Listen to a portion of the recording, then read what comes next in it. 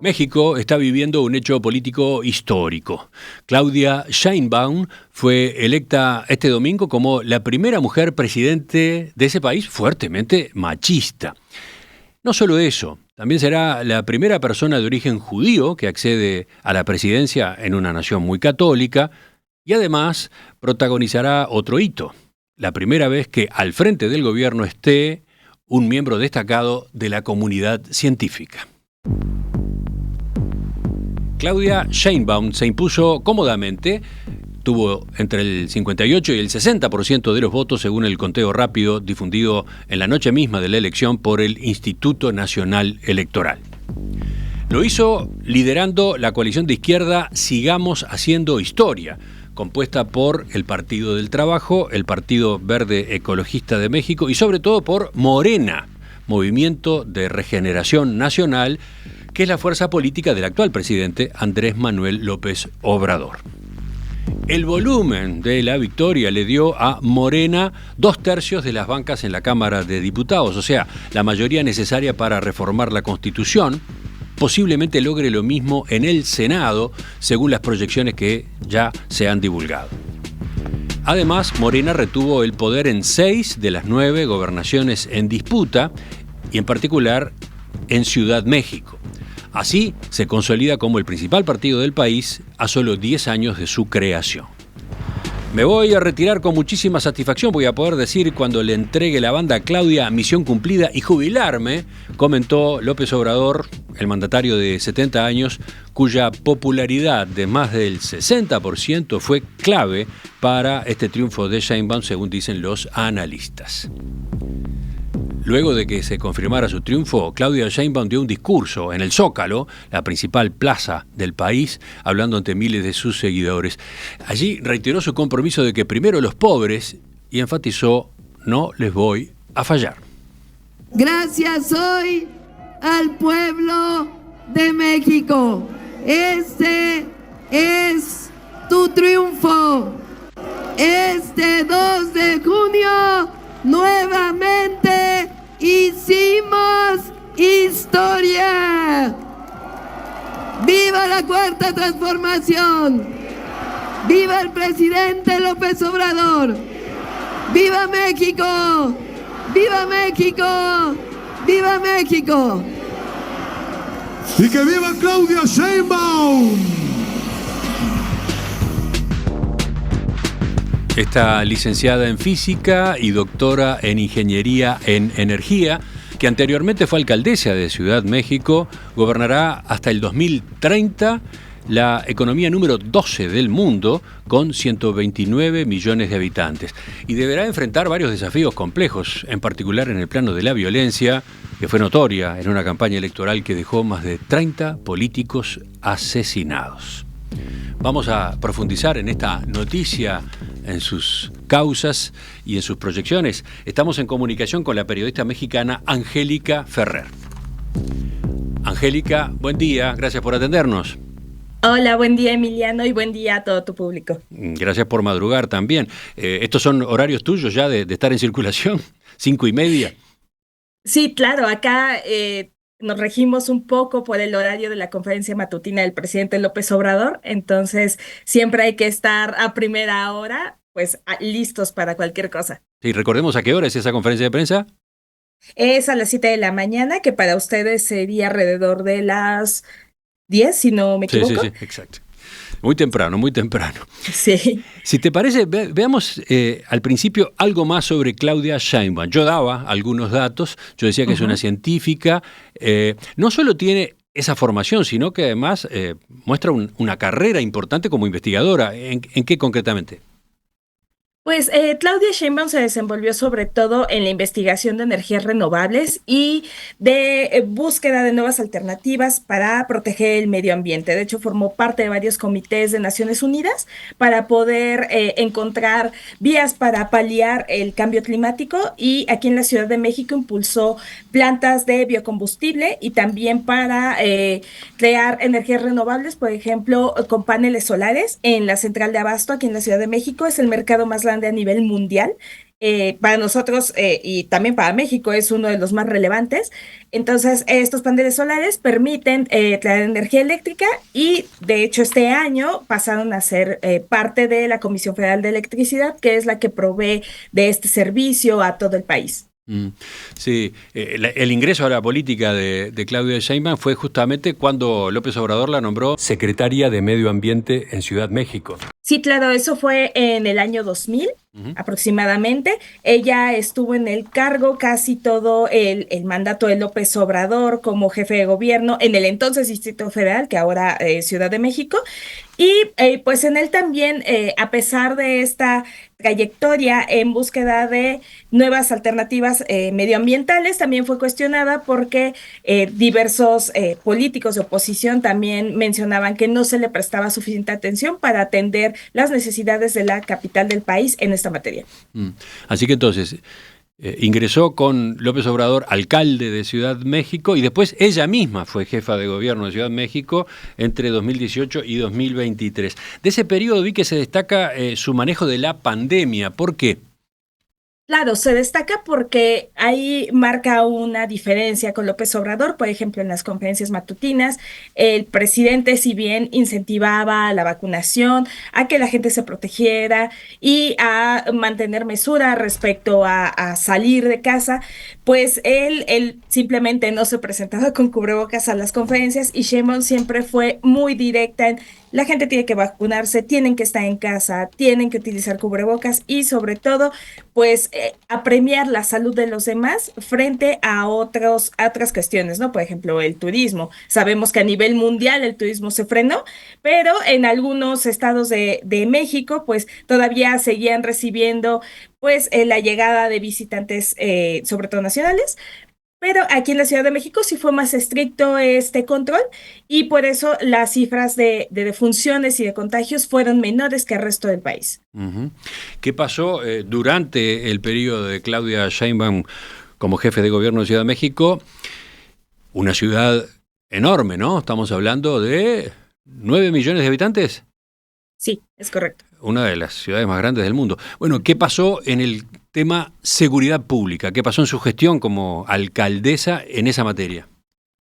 En el tema de seguridad pública fue muy complicado porque empezaron a surgir cárteles, pequeños cárteles en la Ciudad de México, los mismos que, a través de las estrategias con el secretario de Seguridad, Omar García Harfuch, al que vimos ahora en las boletas que contiende por el Senado de la República, pues se empezó a combatir de cualquier manera cuestiones como las desapariciones, como los feminicidios, como también la violencia contra las mujeres siguieron prevaleciendo, y eso fue algo que se le cuestionó mucho a Sheinbaum, ya que en manifestaciones, por ejemplo, las de el 8 de marzo, que se realizan no solo en Ciudad de México, sino a nivel mundial, pues las mujeres que protestaban siempre fueron reprimidas por las fuerzas de la Ciudad de México.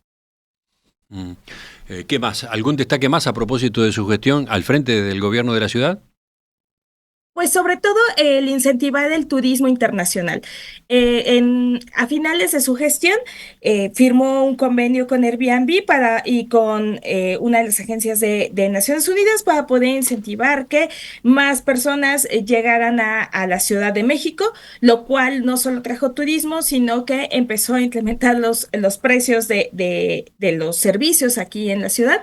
Y esto va a ser un tema que yo creo que va a afectar más la gestión de Clara Brugada, quien es la candidata electa para ser jefa de gobierno, ya que en este momento pues estamos pasando por una fuerte gentrificación en la capital del país. Gentrificación.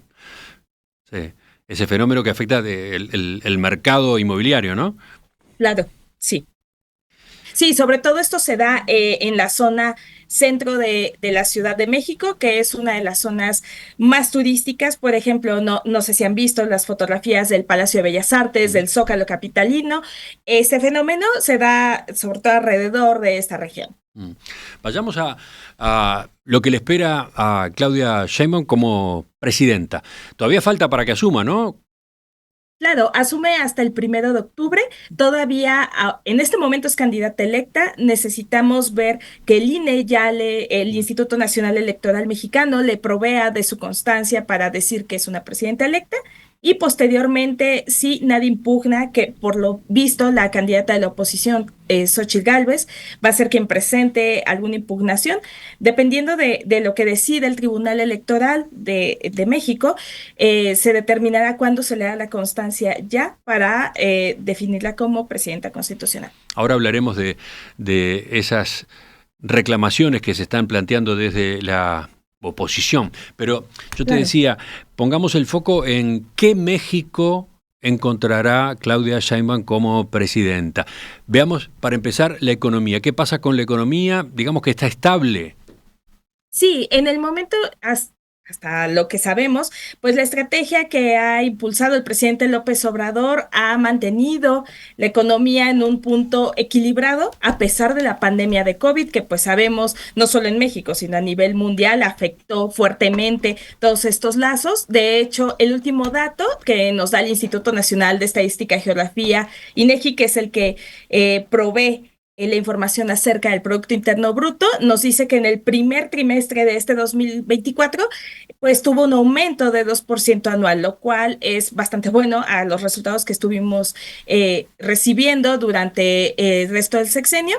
Y pues también a la par México está pasando por un proceso de desinflación, que esto quiere decir que el índice nacional de precios al consumidor está disminuyendo. No hay que confundir con deflación, que es cuando los precios de los alimentos disminuyen.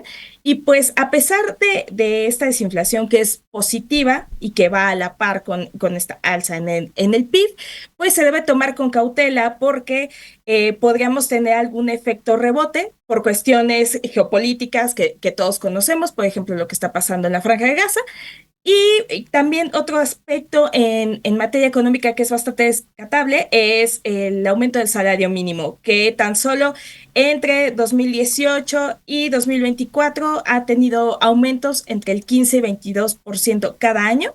Pues esto también ayuda a que la población pueda tener un mejor nivel de vida. Sin embargo, un reto, aunque estas noticias son muy positivas, es que todavía hay una fuerte desigualdad en el país. Los programas sociales han funcionado, la economía está estable, como estamos viendo, pero todavía hay un gran número de población que vive en la pobreza y pobreza extrema, y a eso es a lo que se va a enfrentar Claudia Sheinbaum, sumado A ver, al ¿es nearshoring. correcto 36% de la población bajo la línea de pobreza?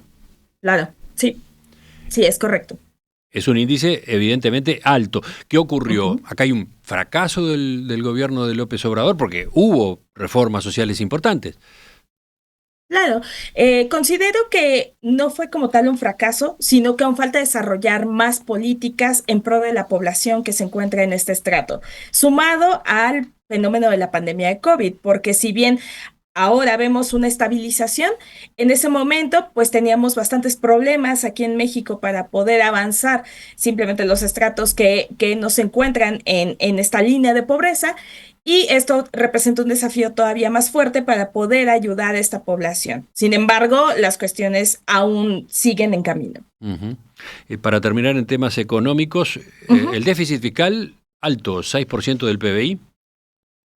Sí, es correcto, y por eso varios analistas económicos aquí en México han mencionado la necesidad de dos cosas: de poner impuestos progresivos, que quiere decir que la población que en este momento está exenta de pagarlos, que en su mayoría son empresarios, es algo que se ha discutido mucho aquí en México. Y en otro caso, una reforma fiscal, donde pues estas clases donde cuentan con un mayor poder adquisitivo puedan pagar muchos más impuestos que el resto de la población. Ahora, el gran problema de México sigue siendo la seguridad pública, ¿verdad? Sí, sin duda. Y de hecho, la campaña electoral nos lo mostró, con más de 30 candidatos, precandidatos y aspirantes asesinados. Simplemente durante abril, de acuerdo con las cifras del gobierno federal, ocurrieron 2.622 asesinatos. Esto también nos está marcando que la seguridad, por más que se han hecho estrategias, por más que existe una Guardia Nacional, aún es un reto que no ha terminado. Veía algún número más en ese sentido. Durante el gobierno de López Obrador hubo más de 30.000 homicidios anuales en cada uno de los 6 años del período, con lo que se resalta, se puede hablar del sexenio más violento en la historia reciente del país. Y a esos números de homicidios todavía hay que agregar más de 100.000 personas desaparecidas desde 2006. ¿Cómo se explica este resultado de la gestión de López Obrador? Gran parte de este resultado se debe al poder que tienen los cárteles del narcotráfico en el país, que si bien no es un problema que haya iniciado en el sexenio de López Obrador, es un problema que inició en el sexenio de Felipe Calderón alrededor de 2006, cuando él declaró la guerra contra el narcotráfico. De todos modos, se ha ido recrudeciendo, ya que existen cada vez más grupos de crimen organizado, sumado a las exigencias de los colectivos de personas desaparecidas, que lamentablemente no han tenido la respuesta que ellos deseaban por parte del gobierno. En ocasiones, sobre todo en los últimos meses, han tenido fuertes confrontaciones con el mandatario, debido a que el mandatario ha negado en diversas ocasiones que existan cierto número de personas desaparecidas, y pues los colectivos siguen luchando por reconocer estas cifras de sus familiares y amigos. En particular, en el capítulo de la violencia está lo que ocurre con los homicidios de mujeres, los femicidios, ¿no? Entre 9 y 10 mujeres son asesinadas cada día en el país. Ese es otro de los desafíos que enfrentará Claudia Sheinbaum, que justamente por su condición de presidenta mujer ha manifestado una sensibilidad especial por este asunto.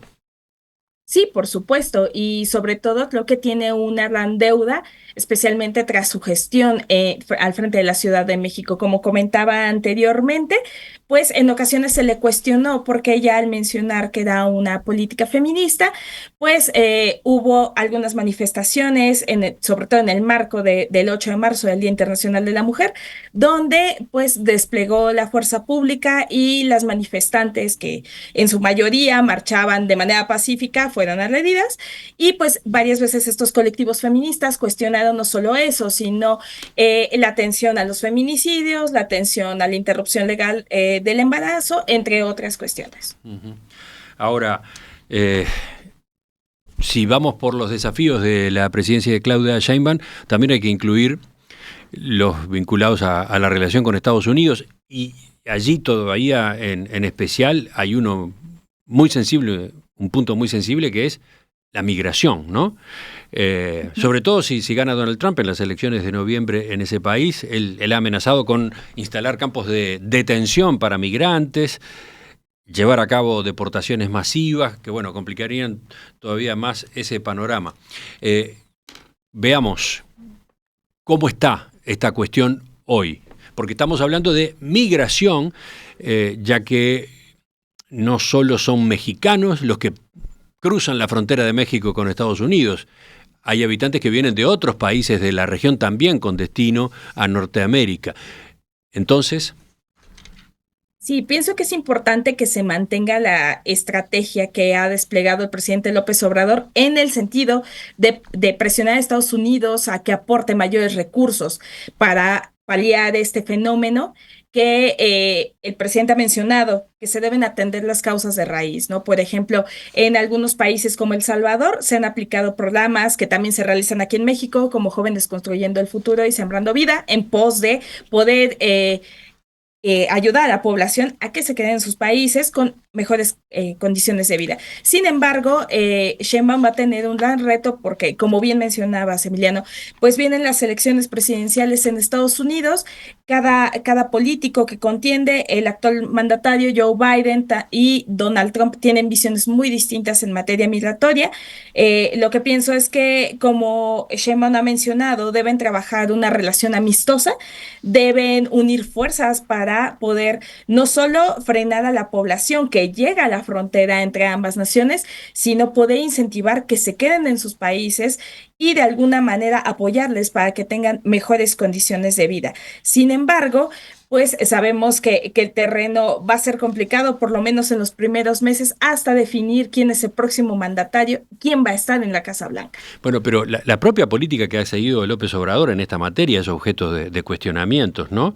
Veía, por ejemplo, lo que dice Stephanie Brewer, directora para México de WOLA, la Washington Office en Latinoamérica, deploró las crecientes acciones de contención, detención y militarización de fronteras que López Obrador ordenó a pedido de Estados Unidos. Claro, esto sobre todo ocurre en la frontera sur de nuestro país, bueno, de México, donde caravanas, sobre todo hace 2, 3 años, llegaban de diversas naciones de toda América Latina y eran amedrentadas. De hecho, uno de los temas relevantes aquí es también la política migratoria interna. ¿Qué están haciendo los organismos internos para poder ayudar a esta población? Porque en muchas ocasiones sufre diversas violencias. Simplemente lo vimos en el incendio del albergue de Ciudad Juárez ocurrido hace un año, donde estaba diversa población de Centroamérica especialmente, y que hasta la fecha el caso no ha sido resuelto y que tanta polémica y tanto dolor causó no solo a lo largo del continente, sino aquí en México. Uh-huh. Claudia Sheinbaum, ahora nomás en sus primeros discursos después de ser electa presidenta, se refirió a los mexicanos que viven en Estados Unidos, a la población ya emigrante, la que ya emigró, buena parte de la cual además está en situación irregular en Estados Unidos. Veamos esa parte del fenómeno. Claro, son millones de mexicanos los que están en Estados Unidos en esta situación. De hecho, en los últimos meses, la Cancillería mexicana ha impulsado un programa para que Estados Unidos regule a estas personas que puedan tener la doble nacionalidad y que puedan vivir ya legalmente en este país, sobre todo aquellas que llevan muchísimos años radicando allá, que ya tienen un trabajo estable, que tienen familia en esta nación. Y pues también esto es parte de un decálogo que se ha desplegado en los últimos meses, especialmente a partir de las altas cifras de migración irregular que se han presentado en lo que va de este 2024. ¿Qué puede hacer? ¿Qué puede hacer la presidenta electa en esta materia?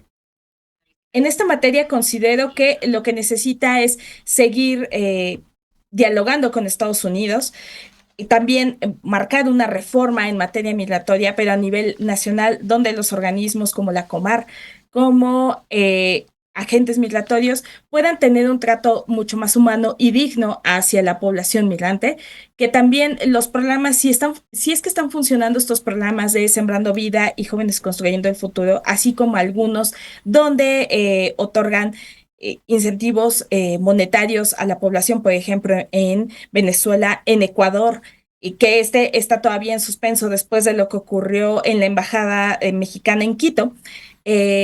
Debe seguir incentivando esto, pero sobre todo creo que además de la relación Estados Unidos-México, necesita seguir volteando a la unión en América Latina, como bien se impulsó el año pasado con el encuentro de Palenque, donde se... ¿Cómo es eso? Perdón, que ahí no te entendí. ¿Que tiene que seguir qué? Perdón.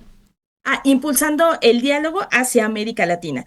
Por ejemplo, lo vimos con el encuentro de Palenque, que fue una reunión que se realizó en octubre aquí en México, en el sur de México, donde acudieron mandatarios de América Latina y el Caribe para poder tratar los fenómenos migratorios. Creo que necesita dialogar con ambas fuerzas para poder determinar cuál es la ruta a seguir. México acaba de elegir a la primera mujer presidente, Claudia Sheinbaum, del mismo partido que el actual presidente Andrés Manuel López Obrador. Ese es el tema en estos minutos en perspectiva. Estamos con la periodista mexicana Angélica Ferrer. En Perspectiva se emite en vivo, de lunes a viernes de 7 a 12 horas en Radio Mundo 1170 AM de Montevideo y sus plataformas digitales. Seguimos, Angélica, seguimos mirando qué puede ocurrir en México con la presidencia de Claudia Sheinbaum. En primer término, este resultado del domingo, ese apoyo tan alto que tuvo su candidatura, esa diferencia tan importante con respecto a su rival, más de 30 puntos, ¿cómo se explica? Pues se explica de una manera Bueno, en dos vertientes. La primera es la fuerza que ha tenido el Movimiento de Regeneración Nacional, como lo mencionaste hace unos minutos, que este partido desde hace 10 años ha ido fortaleciéndose poco a poco y pues al frente... tenemos, bueno, al frente del gobierno ahorita tenemos a López Obrador, quien fue el fundador de este movimiento, y por otro lado estamos viendo una oposición cada vez más desdibujada, donde los grandes partidos de la historia y sobre todo que tuvieron un gran peso en el siglo XX, que fueron el PRI, el PAN y el PRD, tuvieron que unirse en coalición y de cualquier manera esto no les alcanzó para poder superar el resultado que Claudia Sheinbaum ahora muestra, pues igual, como mencionabas, la diferencia con la candidata opositora Xóchitl Gálvez es de más de 30 puntos y de hecho analistas políticos han mencionado que la oposición necesita con este resultado reconfigurarse de cara hacia los comicios intermedios y los próximos comicios presidenciales. Sí, está la otra lectura, ¿no? Veía declaraciones que hizo ayer justamente Gálvez, que aceptó el resultado del domingo, pero anunció que va a denunciar la votación ante organismos electorales. Lo que ella sostiene es: nos enfrentábamos a una competencia desigual contra todo el aparato del Estado dedicado a favorecer a su candidata. Este punto, ¿cómo se observa dentro de México? Aquí dentro de México lo observamos pues con cierto tiento, sobre todo porque por lo que mencionaba, la oposición al estar tan desdibujada y gran parte de la población ya no creer tanto en estos partidos, pues se han decantado por el apoyo a Morena. Sin embargo, el punto más relevante es que la candidata oficialista pues tiene al frente al mandatario López Obrador, quien antes de estas campañas electorales siempre le brindó apoyo. Cuando ella era jefa de gobierno en la Ciudad de México, se vio este trabajo en conjunto y pues se sabía que era una de las personas favoritas para contender por la carrera presidencial dentro del partido oficialista. Y pues ella sí contaba con este apoyo, cuestión que Xóchitl Gálvez, que siempre ha estado en el Partido Acción Nacional, en el PAN, pues no tuvo y se notó en los debates presidenciales durante toda la campaña, donde el PRI, el PAN y el PRD no supieron asesorarla, no hubo una campaña como tal, todo era un golpeteo hacia el oficialismo y pues ahora estamos viendo el resultado. El éxito de Andrés Manuel López Obrador, el éxito en cuanto a popularidad, en cuanto a lo que dicen las encuestas sobre su gestión, se debe en buena medida a su carisma, ¿no? Es un dirigente político singular en México. ¿Cuánto de esa popularidad, cuánto de esas características acompañan a Claudia Sheinbaum? ¿Ella tiene ese perfil también? No, Claudia Sheinbaum, a pesar de ser la persona, pues la candidata electa, aún carece de este carisma. El López Obrador, como bien mencionabas, es el líder con características muy distintas, que sabe acercarse a la gente, que la gente lo ve como una persona amigable, confiable, pero Sheinbaum tiene una personalidad muy distinta, más rígida, más de una persona que viene de la investigación, de la academia, como lo revisamos hace unos minutos. Y creo que ese va a ser un gran reto, sumado a que ella va a continuar con el proyecto de transformación impulsado en este sexenio y pues tiene el gran desafío de despegar su personalidad y la manera de gobernar de López Obrador de la suya. Eso es lo que tenemos que ver hacia los próximos 6 años. Ahí está. Ese es un punto, esa es una pregunta, ¿no? ¿Podrá lograr distancia de López Obrador o quedará a su sombra? ¿Marcará su perfil propio o será títere de López Obrador, que de hecho continuará gobernando desde el costado? Esperemos que marque su perfil propio como lo hizo en la pandemia de COVID. Como mencioné al inicio de esta entrevista, pues cada uno, si bien seguían los lineamientos de usar cubrebocas, la vacunación, Pero Sheinbaum siempre fue muy tácita, muy rígida en cuanto al cuidado de la población. Esperemos que así como lo hizo con el manejo de esta enfermedad, lo realice en el resto del sexenio, que pueda marcar esta línea que la diferencie, sobre todo al ser la primera presidenta de México, que en 200 años nunca hemos tenido una mujer en este cargo, que realmente deje su sello y que pueda, si bien continuar con este proyecto, sí haga algo muy distinto a lo que hemos visto en los últimos años. Algo distinto, dices que se espera algo distinto. ¿En qué sentido? Porque también se busca, como tú señalabas, que redondee, complete el rumbo de las transformaciones de López Obrador. En el sentido sobre todo de enfocarse, por ejemplo, en las mujeres, he estado leyendo y consultado con analistas políticos que al ser la primera presidenta mujer de México, igual como mencionaste hace rato, en un país profundamente machista, que existan ciertas reformas en diversos sectores, por ejemplo, en el de salud o en el de seguridad para disminuir los feminicidios, con el fin de apoyar a esta población.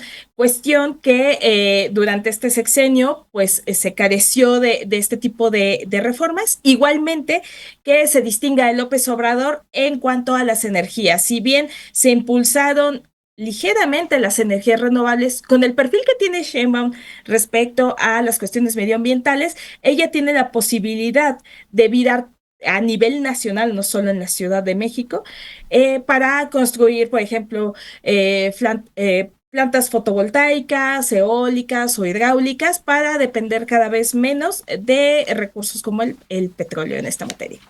Hablando de los temas ambientales, México tiene un problema de déficit hídrico, ¿no? Sí, en los últimos 3 años hemos tenido fuertes sequías que han afectado al país, sumado al cambio climático, sumado a que el sistema de aguas del país sufre fuertes fugas, las cuales poco a poco han sido resarcidas, pero esto no es suficiente. Y las problemáticas mayores se ven en el norte del país y en la zona centro. De hecho, hay diversos informes, tanto de organismos internacionales como estudios de la UNAM y de otras instituciones en México, donde prevén que hacia 2026 el 80% de la zona central de México pues siga padeciendo de déficit de este servicio. Para terminar, y tratando de no pasarnos de la hora, porque tú ya estás arrancando tu actividad allí, vayamos a lo que puede ocurrir con la relación Poder Ejecutivo-Congreso. Mencionaba yo temprano que uno de los resultados sorprendentes de la votación del domingo es que va a tener Claudia Sheinbaum, su bancada, una supermayoría, ¿no? Ya tiene aparentemente asegurado 2/3 en la Cámara de Diputados. Lo mismo ocurriría en el Senado. ¿Esto no había ocurrido con López Obrador hasta ahora? Sí, no había ocurrido. De hecho, cuando empezaron a hacerse diversas reformas electorales, varias fueron frenadas por la Suprema Corte de Justicia de la Nación Mexicana y el presidente llamó hace alrededor de 6 meses a un plan C. ¿En qué consiste el plan C? Era justamente dar la mayoría, invitaba a la población a apoyar a los políticos que contendieran por el Senado y por la Cámara de Diputados. Y esto lo pudimos ver con estos resultados. En este sentido, Sheinbaum va a tener mayor facilidad para aprobar reformas que considere pertinentes, ya que los contrapesos son mínimos en el Congreso, tanto en la Cámara Alta como en la Cámara Baja. Pero de cualquier manera, otro desafío que va a enfrentar es que no se le mire como un poder totalmente absorbido por el Ejecutivo, que sean uno mismo, sino que realmente trabajen de manera separada como debería ser y que puedan impulsar mejores estrategias para el país. Uh-huh. Sí, son las dos caras de ese resultado, ¿no? Una ventaja para el Poder Ejecutivo y el riesgo de que ese poder sea avasallante, sea excesivo. Pero para terminar concretamente, ¿en qué podría aplicar esa ventaja, esas ventajas de mayorías parlamentarias? ¿Qué tipo de reformas entonces podría encarar? Sobre todo considero que encararía la reforma al Poder Judicial, que esta consiste en en que los miembros de la Suprema Corte de Justicia sean electos a través del voto, como el sistema electoral mexicano, y no como se realiza actualmente, que concursan por este puesto, deben tener cierta trayectoria en la abogacía, en el derecho, deben dar clases, tienen que ser investigadores y demás, sino que cualquier persona puede postularse y puede estar al frente de la Corte. Esa es una. Y además, la desaparición de ciertos organismos autónomos. En México tenemos 10. Entre ellos están los de acceso a la información, está el Banco de México, está la Comisión Nacional de Derechos Humanos. En su primer discurso, Sheinbaum mencionaba que siempre iba a respetar la autonomía del Banco de México. Sin embargo, queda la duda de si el resto de los 9 órganos autónomos van a seguir existiendo o si con estas reformas que ha planteado López Obrador y que con esta mayoría podría impulsar Sheinbaum, van a seguir existiendo o van a desaparecer. Uh-huh. ¿Otra reforma que puede encarar? ¿Y terminamos?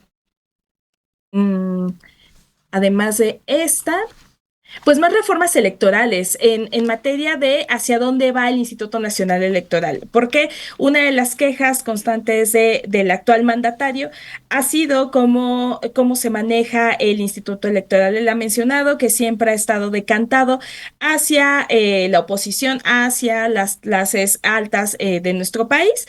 Y pues en este sentido podrían plantear una nueva estructura del organismo electoral y podríamos ver pues más cambios en cuanto a este tema. Angélica Ferrer, periodista mexicana, gracias por tu participación esta mañana en Perspectiva y por esta recorrida al galope de una serie de asuntos que pautan este hecho político significativo que se está procesando en tu país en estos días. De algún modo esto que hicimos fue armar una agenda, deberemos profundizar en varias de estas cuestiones. En todo caso, claro que sí. Estamos en comunicación otra vez en cualquier momento. Claro que sí, Emiliano, un gusto y saludos a todos. Hasta pronto. Hasta pronto.